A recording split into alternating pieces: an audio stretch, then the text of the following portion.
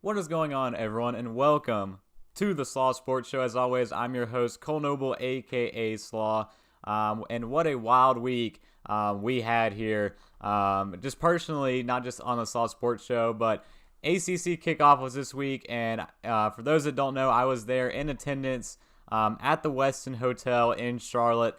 So I got to meet a ton of people, a ton of big media personalities, and just media guys and gals.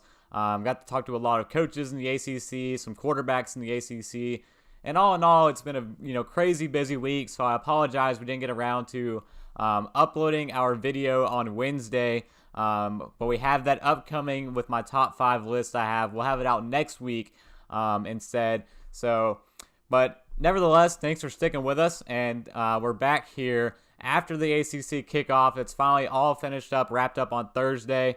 Shout out to WSJS Sports, the radio station I'm interning with over the summer, for allowing me to go out there and attend with Josh Graham and the Drive show on WSJS Sports.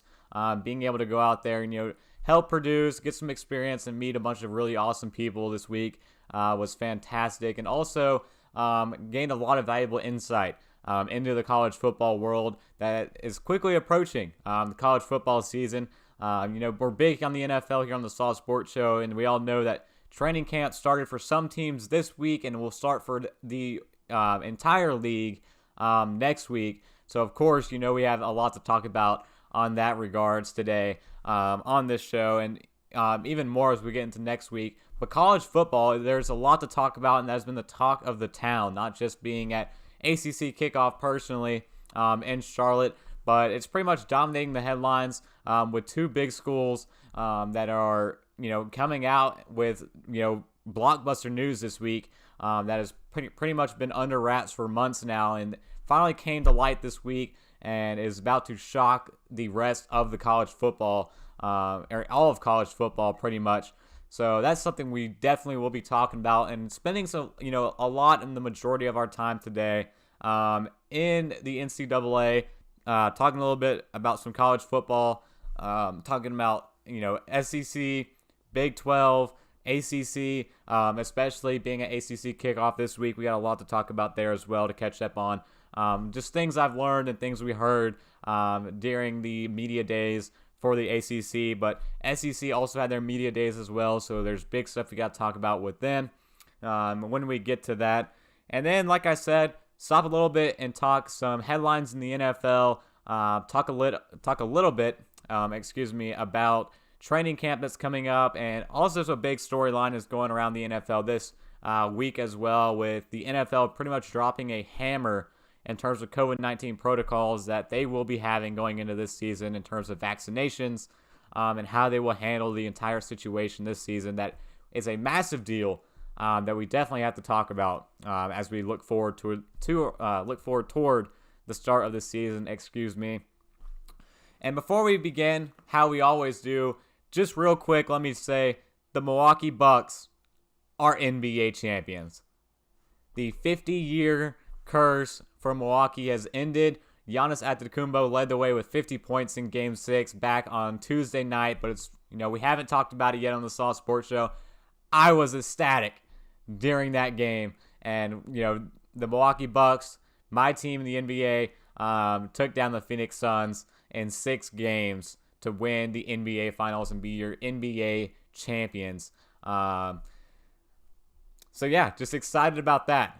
There's really no more to talk about other than Giannis was an absolute freak, and as of right now is the best player in basketball, and solidified that statement in that Game 6 with 50 points. The guy shot 17 from 19 from the free throw line, answered every question about him in that game. And now, if going into next year, if Giannis can, the only thing he really needs to do to improve, which is already improving from being the best player in basketball in my opinion, if he gets that 3-point shot up to at least like a 33% next season, there is no stopping this man in the NBA.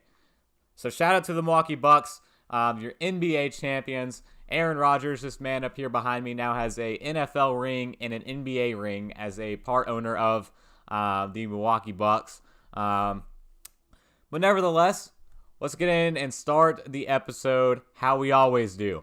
and that is starting in the Octagon with the UFC, because tomorrow night we have another UFC fight night, UFC Vegas 32, I believe it is, tomorrow night. Let's go ahead and confirm that really quick, but I believe it's UFC 32 tomorrow night, and yes, it is UFC Vegas 32. So let's start in the Octagon here. We got one Slaw's main card pick'em of the week here for this UFC card for UFC Vegas 32. It's going to be the men's bantamweight bout that will be the main event tomorrow night in Vegas, and it's going to be Corey Sandhagen against TJ Dillashaw. Big bantamweight bout. This might be one of the biggest fights the entire year. I'm excited about this one. The rest of the card's not shaped out too enticingly, in my honest opinion, but this main event between Sandhagen and Dillashaw back in the Octagon. It's been a while since we've seen him, and we'll get into that and the reasons why. Sandhagen, on the other hand, is a top and red-hot fighter in the bantamweight division, and the reason this is such a huge fight is because, two top fighters in the bantamweight division with a title shot on the line. That's right, the winner tomorrow night in this main event of the main card will potentially get a title shot on the line against Aljamain Sterling in this bantamweight division. Huge implications in this fight tomorrow night.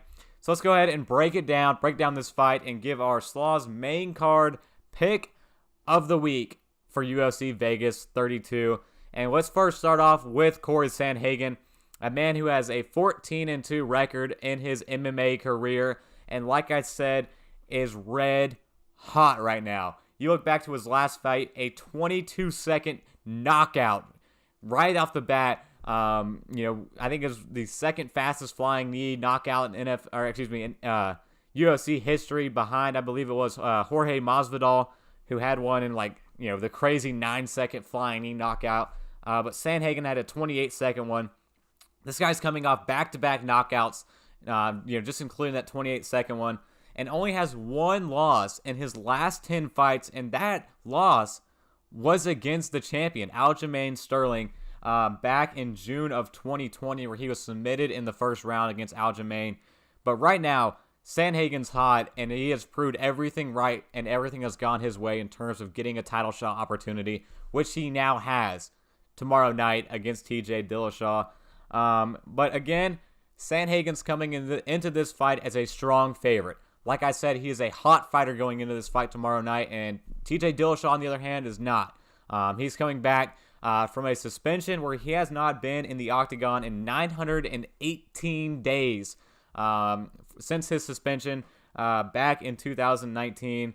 So Dillashaw's a little bit, I think, rusty. I think we will see some rust tomorrow night from TJ Dillashaw against someone who's red hot as a Corey Sandhagen. But as for Sandhagen, he is the favorite tomorrow night, which is an interesting stat line to consider, because as the favorite in the UFC, Corey Sandhagen is 6-0 in his career. However, as the underdog, TJ Dillashaw is 2-0 in his career. So one record will be broken tomorrow night in terms of an underdog status and a favorite status between Corey Sandhagen and TJ Dillashaw, whoever comes out on top in this fight. So let's keep it going and breaking down Corey Sandhagen as well. Talk about some key stats here. 4 stoppage wins in his UFC career is the second most in bantamweight history. 2 of those were in his last 2 fights where he had back-to-back knockouts.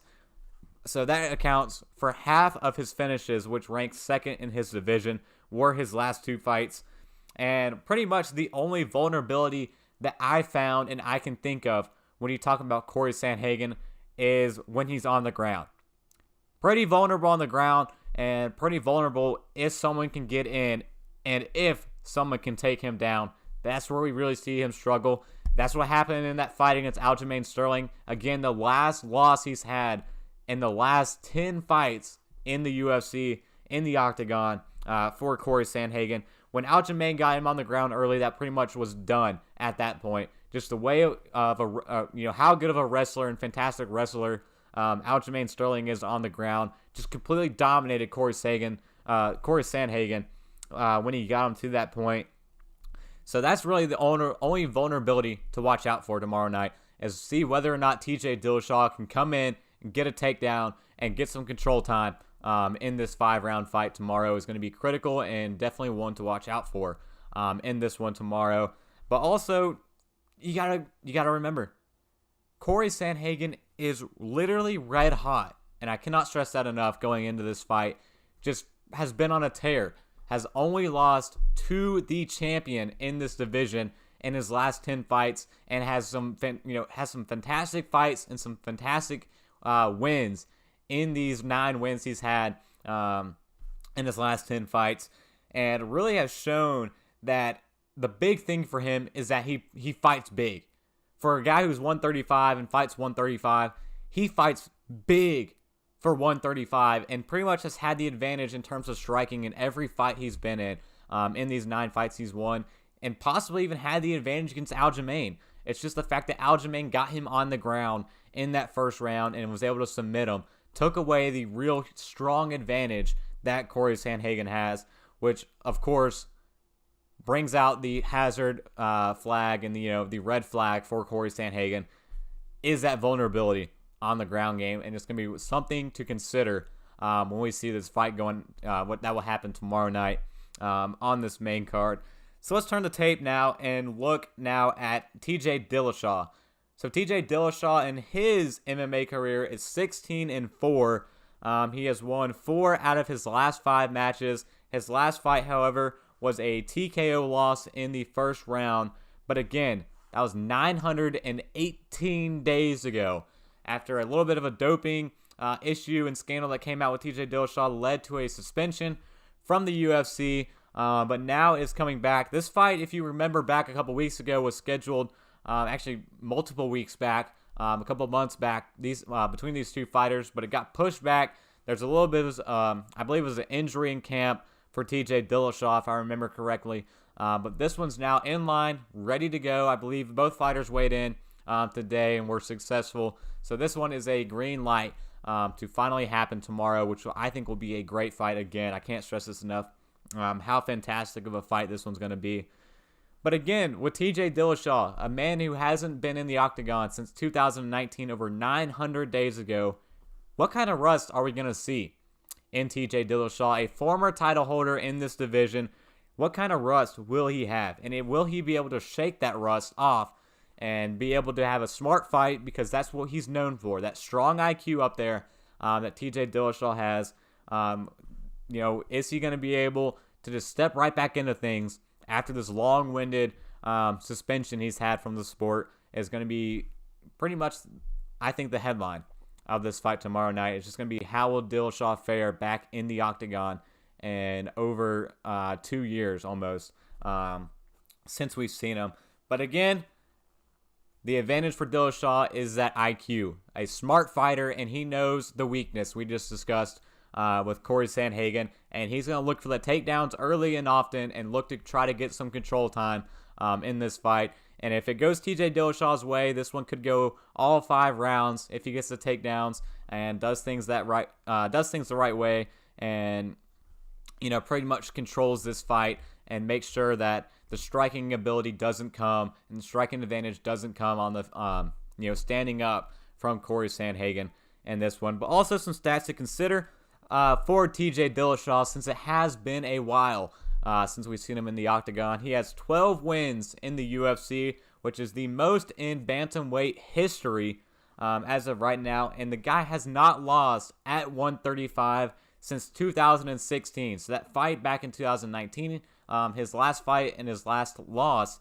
was not in the bantamweight, not a bantamweight bout. Was not weighed in at 135 pounds. He hasn't lost in his division since 2016, over 5 years ago. But also consider he has not fought in almost 2 years as well. So let's go ahead and break it down. Give my pick of who I believe will come out in this fight. And again, the things to consider: a strong advantage on the side of Corey Sandhagen if this thing is in the stand-up. If this thing goes strike for strike and they try to go toe-to-toe with each other in this one, Corey Sandhagen will have the advantage. But for TJ Dillashaw, if he's able to shake the rust off, be smart, have that IQ on him, and get the takedowns and control time, that's the advantage for TJ Dillashaw in this fight. But ultimately, I got to pick one of them. I got to pick somebody. So I'm going to side with the guy who's the hottest one and the on the hottest streak right now in the bantamweight division. Give me Corey Sandhagen. I just think right now he's on too hot of a streak, and he is destined and primed for this title shot rematch against Aljamain Sterling, and I'm excited for it. And he's just too hot to bet against right now. With especially what's at stake in this fight, a potential title shot at the end of it with whoever comes out on top. Give me Corey Sandhagen in this one. I'm going to take him actually by knockout in the 4th round or a decision. So I think if he doesn't get that knockout in the 4th round, I think he'll end up going to the decision after 5, and he'll come out on top with a pretty heavy favorite decision win against TJ Dillashaw. That's going to be my Slaw's main card pick of the week for UFC Vegas 32. I have an 18-9 record right now for my Slaw's main card picks of the week. We went 2-0 last week and 3-2 the week before. So right now, I'm feeling it. I'm feeling hot right now with my streak at 18-9. So I'm going to hopefully keep things rolling with a guy who's got an even hotter streak than I do right now. With, again, Corey Sandhagen by a knockout in the 4th round or a decision win against TJ Dillashaw for my Slaw's main card pick of the week. We're going to take a quick break. When we come back, we're going to talk about what happened this week at ACC kickoff, fill you in on some inside scoop I've heard, being around all the coaches, the commissioner of the ACC, Jim Phillips, as well with his first public appearance in person as the commissioner of the ACC, and also some media people I've been able to mix and mingle around with. Learned a lot of stuff to talk about and a lot of interesting storylines that's coming out of college football that I can't wait to share with you all and talk about. So we're going to take a quick break, and we'll get right into it when we get back on the Slaw Sports Show.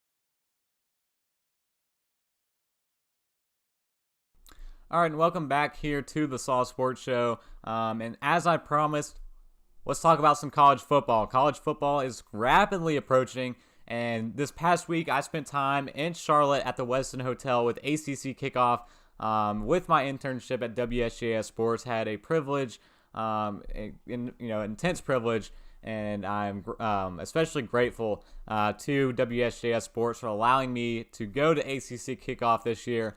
And I had a blast. And again, I learned a lot about college football and the pretty much what's going on right now in these conferences, and especially, of course, the ACC being there at the ACC's Media Day. But let's talk about the three big things now that were hugely discussed the entire week at ACC kickoff. Number one being, of course, college football expansion, which we talked about earlier on a couple episodes back. Where I really broke down what's to come with college football playoffs expanding from 4 to 12 teams in the near future. Not this year, not next year, I believe. But we got a couple years out until that officially happens in college football. But that is coming. The college football playoff expansion from 4 to 12 teams. So. I'll talk about what we heard from head coaches like Mac Brown, Dabo Swinney, Nick Saban at SEC's Media Day. Also spoke out about the college football expansion and what that means for college football going forward. And, of course, what Jim Phillips, the ACC commissioner, what he had to say about these issues as well. Number two on the big topics that we heard at ACC kickoff was NIL. NIL deals, name, image, and likeness. We haven't talked about that too much yet, but name, image, and likeness being approved, and now college players are fully allowed by NCAA laws and rules to sign endorsement deals with companies, with businesses, being able to use their name, image, and likeness, and now make money off of their name and their image and likeness, of course, with these teams and signing endorsements with some of these companies was a huge talk and huge headlines as well at ACC kickoff this week. And number three, and the big one this week, realignment in these conferences, and mainly because of the bombshell that was released with Texas and Oklahoma with announcing their interest in moving and planning to move into the SEC out of the Big 12 as early as potentially next year, which is a huge news for the SEC, a huge news for all of the other conferences in not only college football, but the entire college athletics. This completely reshaped things in terms of college sports going into next season. That was a obvious huge talk as soon as that broke. I remember being there on Wednesday. When that news broke, it spread around the entire room like wildfire. As soon as that became publicly announced, I believe it was first reported by a Texas A&M beat reporter that first broke the news that this is potentially going to happen, and it completely escalated the last 2 days to where now, today, it's looking like it might happen as soon as next week. This thing might get officially declared, where Texas and Oklahoma might get moved into the SEC. Big 12 officials are meeting to discuss this. It will end up going to a vote with the SEC to allow these two teams to join, pushing them now to 16 teams in their conference.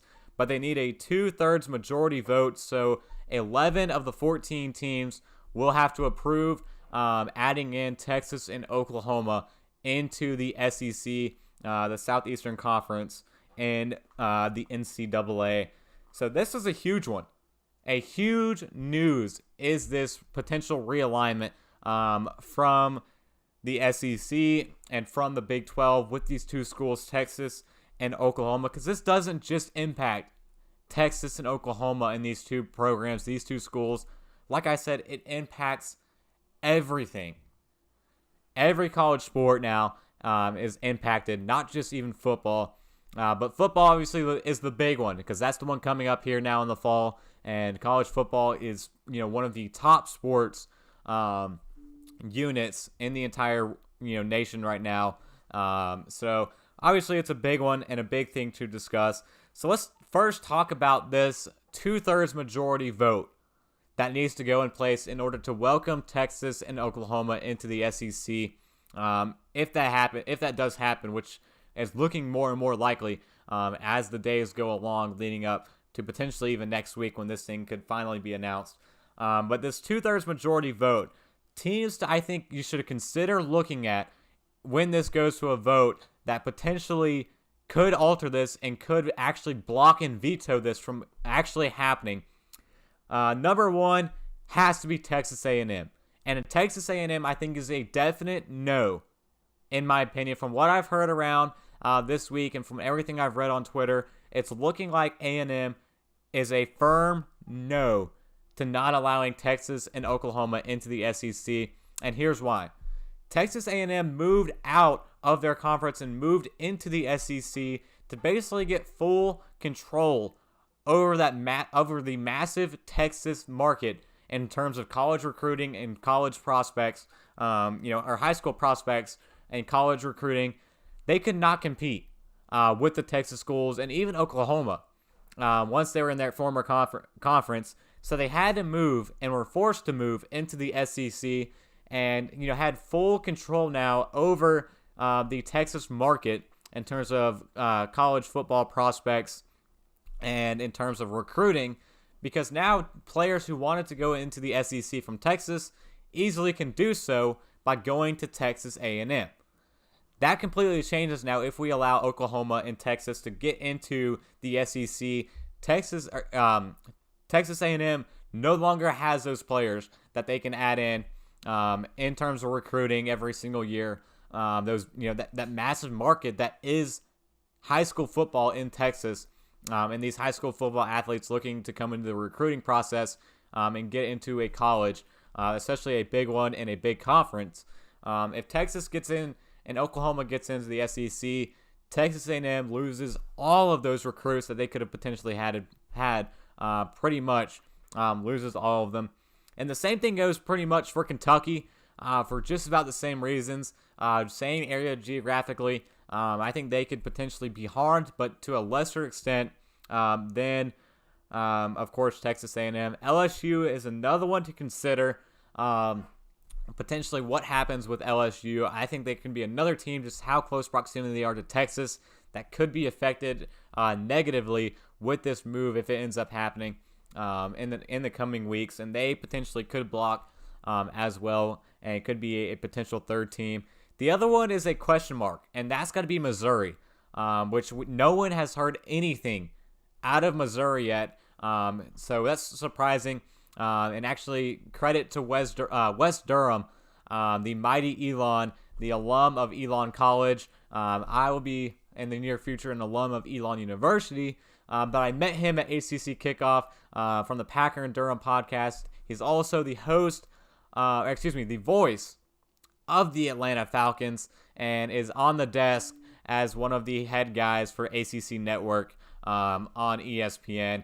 Which, funny enough, where we were set up at ACC Kickoff, right next to us to the left was the table with West Durham and everyone else on that ACC Network crew, literally right next to us. So I've had a lot of texts back and forth and Snapchats where a lot of friends were watching ACC Network and saw me in the background right over to the right shoulder of West Durham. If you happen to check that out, I was there. I was sitting right there behind him at the desk, or at our table, with WSJS Sports. So pretty funny that I was actually just being there in the background. Had to make sure, not to look, or not, to make a fool out of myself in the background or do anything funny by that way. But back to it, West Durham. Got a little sidetracked. West Durham was the one who said that Missouri's the one to watch out for. He actually made the joke when we interviewed him on WSJS Sports for the drive with Josh Graham. West Durham made the joke that they're in pretty much a hostage situation, or not a hostage situation. What is the word? Witness protection. That's the word. They were in witness protection because no one's heard from them. No one has heard from Missouri as to what they're thinking right now with this potential move with Texas and Oklahoma coming into the SEC. So witness protection there. So that could be the fourth team that could potentially be to watch out for. And you only need three. You only need, you need four. You need four teams, 2/3 majority, 11 of the 14. So you need four teams to say no to prevent this from happening. So there's your four teams I think to watch out for. Texas A&M, who I think is pretty much now a confirmed no. You would have to think after what's at stake. Kentucky, LSU, and possibly Missouri. So if, potentially Missouri is like a possibly of like a 10% possibility of saying no. Texas A&M, I would say, is probably a 90 to 95. And then Kentucky and LSU are a flip-flop, 45 maybe percent to say no. So this is looking like it might go through with Texas and Oklahoma joining the SEC going into next year, which is crazy to think about in terms of how this is going to reshape the entire college football market and college athletic market going forward, and just the entire field of what's at stake. So what does that mean for the ACC? And again, going back to the ACC, since I was at ACC kickoff, if the SEC has to move up to moves up to 16 teams, they already have such a huge leeway over the other conferences. And the ACC is the second one that's they're pretty much competing with them in terms of college football. But far and away, the SEC is still way above them in terms of what they get in media deals, what they get in coverage, what they get with just their powerhouse teams in that conference compared to the ACC. So the ACC has to do something, and immediately, if this happens. So what does that mean? Well, let's go over to Commissioner Jim Phillips and see what he had to say at ACC kickoff, his first public appearance as being the commissioner of the ACC conference. He publicly expressed, and a big start to his press conference, one of the first things he brought up was Notre Dame. Last year, Notre Dame was a member temporarily for 1 year of the ACC conference, and there's an exclusive rights thing and deal in place thanks to the former commissioner of the ACC with Notre Dame, to where an independent school, to where if they joined a conference or wanted to, they can only join the ACC. And if 16 teams, or the SEC moves up to 16 teams, ACC has to get Notre Dame into their conference immediately. And Jim Phillips expressed his interest in that. He has his ties back to Notre Dame. A lot of athletic directors at the ACC schools have connections back to Notre Dame, so it's looking like a pretty much hostile takeover in the ACC of Notre Dame connections. So Notre Dame in the ACC has to happen at some point, especially with the new rules in college football playoffs in place that we talked about a couple episodes back, with the expansion coming up, where pretty much you don't get the bye unless you win a conference. Your conference winner gets the byes. By that case, Notre Dame will never have the opportunity to get a bye in that first round of the playoffs unless they join a conference, and the only way they can do so is by joining the ACC. So Notre Dame has to be the first team the first program to consider for Jim Phillips to add to the ACC in order to compete. That gets them up to 15 teams. You still need one more team to, again, make it an even ground in your conference, but also give you that 16-team conference to continue with this arms race pretty much against the SEC if they're able to land Texas and Oklahoma. So what other team can we consider that the ACC can add in this potential realignment to compete in this arms race? So we talked about Notre Dame, the obvious one, which I think will happen and will more than likely happen very soon, potentially into next year. The second one, I think West Virginia. And I credit this one also to Josh Graham, who talked about it a lot today on The Drive, the radio show I'm interning for with WSJS Sports. But West Virginia just makes sense. There's the rivalry already there. You got your Virginia, you got your Virginia Tech. They got a great rivalry with State. Think back to some of the great games they've had with West Virginia and NC State. It just makes sense for them to add West Virginia. It makes sense regionally, and more than any other school, program and school, yes, this this makes sense regionally for West Virginia to be added into the ACC. And the other one I would say is going to be Liberty. Liberty is a school that's budget's going up a lot in the last few years, and they have the budget now ready to make the jump into a top conference. And the ACC has to make sure that they're potentially the ones that get them on the line if they can't land, say, West Virginia. Liberty, I think, will be a great one. They got a head coach who's locked in for multiple years now. They got the budget to make the jump, and the team's ready for it. Liberty had a great team last year in college football. They're a great program in all athletics. And I think the sneaky thing with Liberty is their quarterback, Malik Willis. Because in my opinion, I think Malik Willis is going to be this year's BYU Zach Wilson, who of course got drafted number 2 overall to the New York Jets. And he came from that small school, that small independent school that wasn't in a conference in BYU. While Liberty's in a conference, I believe they're not in a huge one. And won't be this year. But I think Liberty continues to get on that scene in college football this year and has another strong season. And I think there's going to be a lot of eyes on Malik Willis as the season progresses. I mean, think back to last year. No one at this point, at this time last year, was talking about Zach Wilson. Hardly anybody was. But once the season started going along and BYU started, dominating the way they were with Zach Wilson last year, people got eyes on Zach Wilson. The media buzz was real. He got drafted 2nd overall. I think that could happen. Not to the extent of being, of course, a top 10 pick, but I think he could sneak in to the first round, a Malik Willis, or even be a 2nd or 3rd round guy next year in the NFL draft with Liberty. So Liberty with another strong season could be another team to consider adding into the ACC. One team I would love to see get added would be Coastal Carolina, just another Carolina team, but they just don't have the budget ready enough to make the jump and make that leap up towards potentially getting in to a bigger conference. App State would also be another team who would be a great one. App State, huge games that they have. ECU as well. 2 Carolina schools in North Carolina. They have the budget. They could be considered potentially also for a realignment and join the ACC next year to compete with this arms race. Wild times that is completely going to reshape the entirety of college athletics going forward, and especially college football.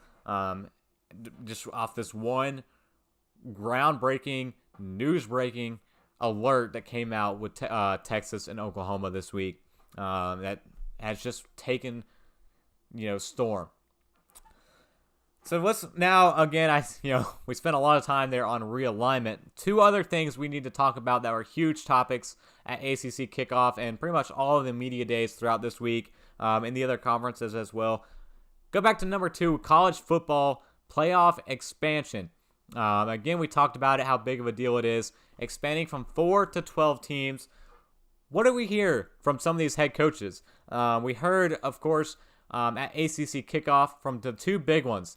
Dabo Swinney with Clemson and Mac Brown with North Carolina, UNC, Chapel Hill.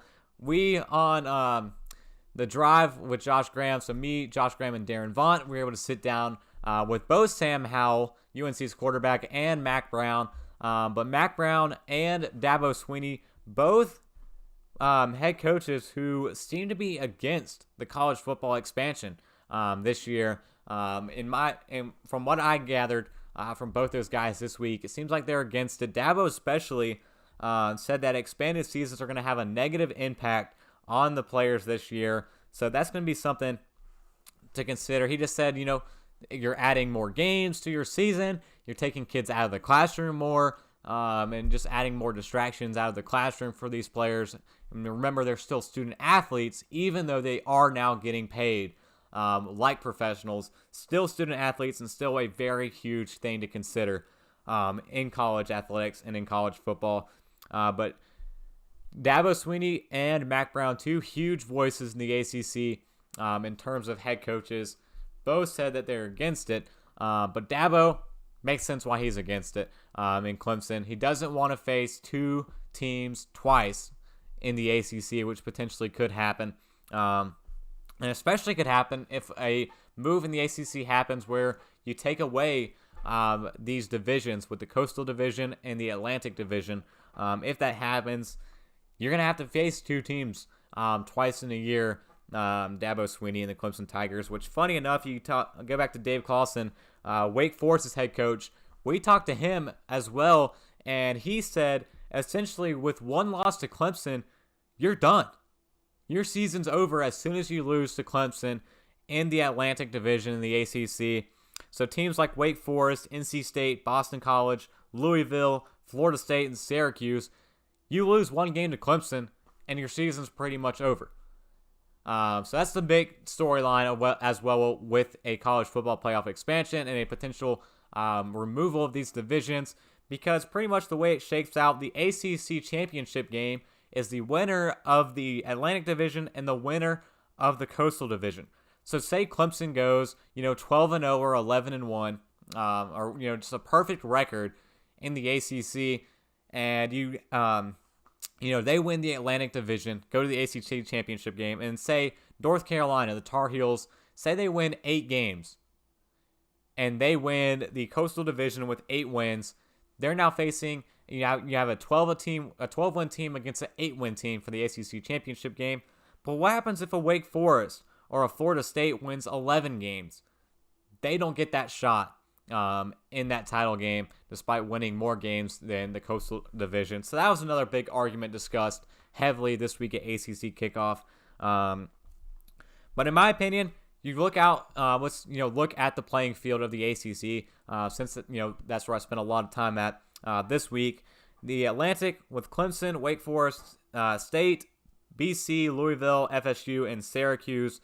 Like I said, essentially one loss and you're done if you lose to Clemson in this one. So Clemson, obviously the huge, heavy runaway favorite to come out of the Atlantic Division. But how about the Coastal Division? This one's shaping out to be very interesting because a lot of people are already picking North Carolina to potentially go to the ACC championship game. Some people are even saying can knock off Clemson in the ACC championship game with Sam Howell at quarterback. But I think this one's much more competitive of a division. And from what I've learned this week, it seems like everyone else is thinking the exact same thing. You got Miami there with De'Aaron King coming back for his final year. If his knee's healthy, De'Aaron King will be an exciting dual-threat guy in college football next year. He's a guy that's got a last year potentially to go into the NFL draft. He came back for his senior year at Miami. He was there roaming around, meandering at ACC kickoff. Pittsburgh is another sneaky one. I will give a shout out to Josh Graham, who is picking Pittsburgh to win the Coastal Division. He might be one of the only guys to do so. So if you see one person at the preseason ACC Awards pick Pittsburgh to win this Coastal Division, that was my man Josh over in Winston-Salem who picked them. But also you got Duke, Virginia, Virginia Tech, and Georgia Tech as well. Duke could be a sneaky team, but I don't think as well as these other three. But even 3 alone, a 3-team competition is way more competitive than what's in the Atlantic Division with the Clemson Tigers this year in the ACC. So that one is one that I'm excited to see is a potential challenge for Clemson in the ACC this year, potentially from a Miami, a Pittsburgh, or most likely a UNC this year in the ACC championship game. So let's go to number 3 on the big storyline discussed this week, an NIL, name, image, and likeness deals. ACC alone, we had 2 big groundbreaking deals. On Tuesday, while we were at ACC kickoff, Sam Howell, quarterback for the UNC Tar Heels, announced a endorsement partnership deal with Bojangles, and following in suit on Thursday, that happened on Wednesday, following in suit on Thursday, yesterday, DJ Ukulele with Clemson Tigers quarterback this year, also said he signed a deal with Bojangles. And there's a little bit of some confusion or mystery going on at ACC kickoff. Yesterday for our little snack, they brought out Chicken Supremes. There's no Chicken Supremes shortage at ACC kickoff, and also mini Bo-Round biscuits from Bojangles. So a potential bribery was rumored, whether it was Sam Howell or DJ Ukulele two players who are huge favorites for ACC Player of the Year for the preseason awards that were voted on.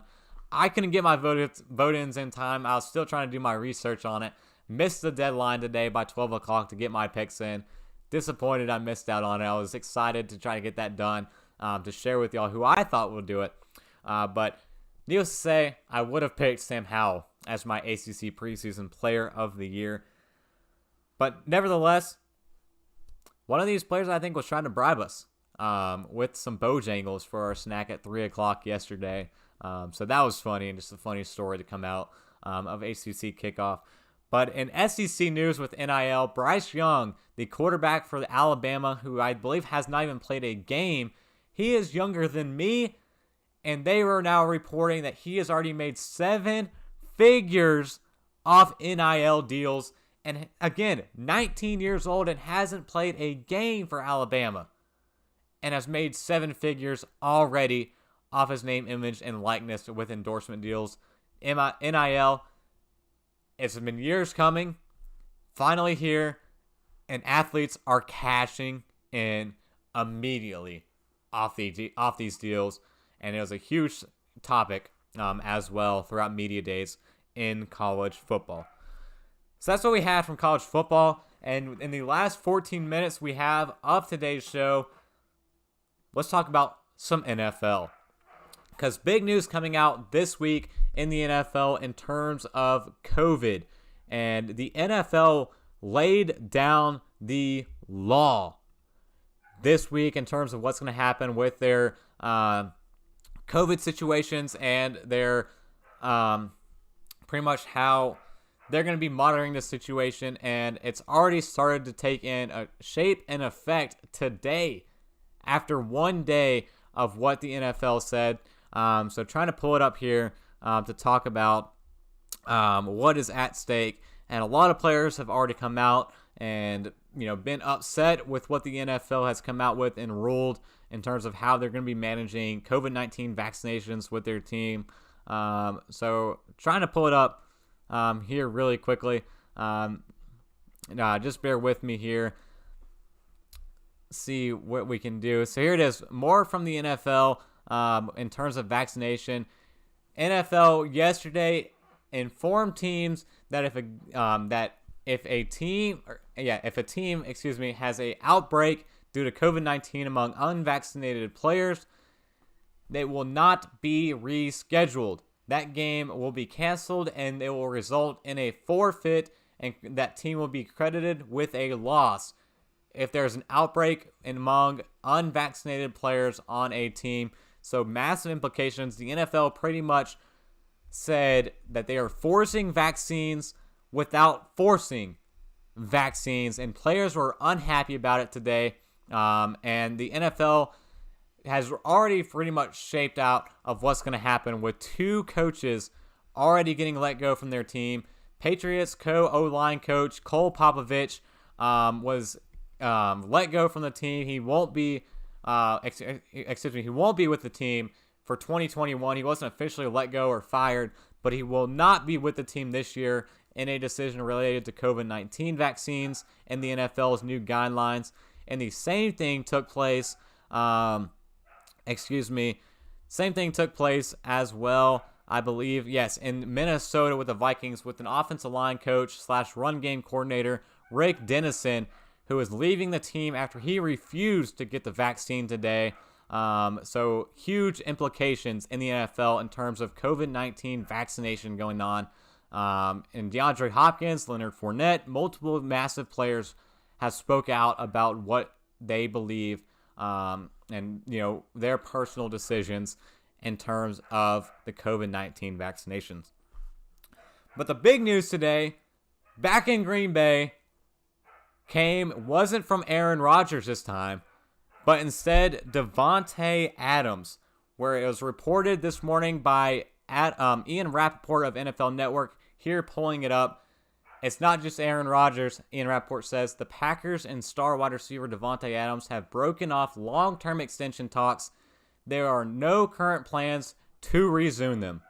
The two sides have been negotiating for months, but they are now in a bad place, sources say. First the QB, now the number 1 receiver. And as reports kept coming out about this situation, it was believed that the Packers are not willing to make Davante Adams the highest paid wide receiver in the National Football League on a potential new contract. The money is just not matching up. The two sides are unhappy and are, canceled talks and are no longer talking in terms of an extension for Davante Adams, who's entering into a contract year this year. So let's look up here and pull it up. The market right now for wide receivers. Highest paid wide receivers on per year basis. Number one is DeAndre Hopkins at $27.25 million per year basis for DeAndre. Julio's behind him at 22. Then Keenan Allen at 20. Amari Cooper at 20. Michael Thomas at $19.25 million per year basis. So DeAndre Hopkins' average is 24% higher than the next wide receiver on the market. Or in terms of contracts at the position, which is the largest gap at any position by a huge margin, 24% higher than the closest player. And it makes sense why the Packers don't want to make Davante Adams the highest paid, because that makes it even higher, potentially 25 or more percent higher than now the third highest, if they make Davante the highest paid player. My thoughts on this situation stand as this. The Aaron Rodgers dilemma is ongoing and will continue to be ongoing. And the only reference I can have is this is basically like stepping in crap when your shoes are already covered in crap. You're not necessarily mad about it. That's how I feel right now as a Packer fan. My shoes are covered in crap and we just stepped in more of it. And quite frankly, it doesn't bother me because the shoes are still covered in crap to begin with. And this, in turn, of course, is alluding to the Aaron Rodgers situation with the Green Bay Packers. It makes sense that there's no talks right now between Davante Adams and the Green Bay Packers. Why should there be? You still don't know who your quarterback's going to be for the future. Not just this year, for the next 4 to 5 years if you sign a 4 to 5 year contract with the Packers on this extension. You don't know who's throwing you the ball. It makes sense why there's no conversation going on right now, because it's hard to have a conversation about this if you're the Green Bay Packers and if you're Davante Adams. You want to know who your quarterback is. So until you get your shoes clean, stepping in crap does not matter. And that's my situation on this. And another thing with Davante Adams, and what always happens when these leaks come out that an extension talk has stopped between a star player and their franchise, who's leaking this information? It's the agents. The agents are always leaking this information. So no wonder they said the Packers won't make him the highest paid wide receiver. They're getting that out to make the Packers look like the bad guys in this situation. The same thing happened with Aaron Jones, and look what happened. Aaron Jones moved on from his agent, got a new one, and re-signed with the Green Bay Packers, and was completely fine. I think there's an issue right now with Davante Adams' agent with the Green Bay Packers right now. I think they get this thing figured out. If they get the Aaron Rodgers thing figured out, they'll get this Davante Adams thing figured out afterwards, because the Green Bay Packers can't make Davante Adams the highest paid wide receiver right now, because they don't know what they're going to do with Aaron Rodgers. If they give all that money now to Davante Adams, they can't extend and give the money to Aaron Rodgers if he finally wants to come back and be with the team. So what does this mean, and where do we currently stand? Well, on Monday, the Green Bay Packers have their shareholders meeting before the start of training camp. All of our answers, I think, will be answered then. Next week is training camp, which is a huge news for the Green Bay Packers, because will Aaron Rodgers show up to training camp is the biggest question in the NFL offseason. Is he going to show up next week as a Green Bay Packer and as the Green Bay Packers quarterback is something to also consider in this one. And if he shows up and if he states he wants to be the quarterback and things are going to be resolved with the Packers, things will get resolved quickly with Davante Adams as well. So another thing potentially getting blown out of proportion. Also, the crap where Zadarius Smith was messing with the media, said that he's looking for a Green Bay realtor in the area.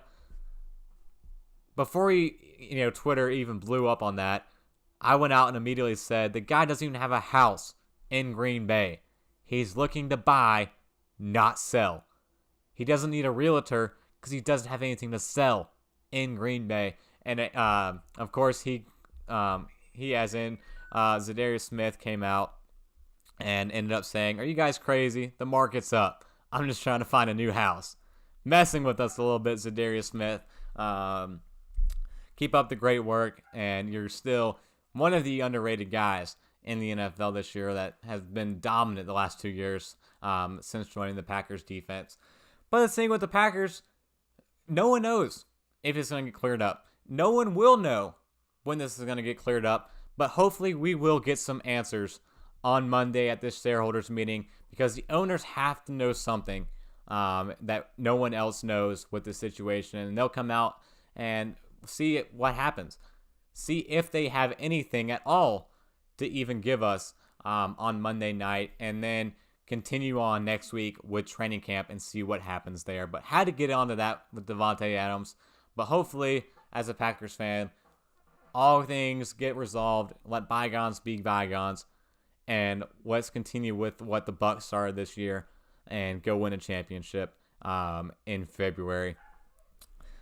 So that's all the time we have here on the Saw Sports Show. A jam-packed episode this week. Thank you all for tuning in and listening. If you missed any part of this and want to check it back out, it will be posted tomorrow on the podcast on Apple Podcasts, Google Podcasts, Spotify, Anchor, Overcast, anywhere you get a podcast. Just search up the Saw Sports Show and you will find us there. Share with a friend if you enjoyed. And again, on Wednesday, be on the lookout. We'll have a top 5 list. Promise you this time we'll have our top 5 list coming out.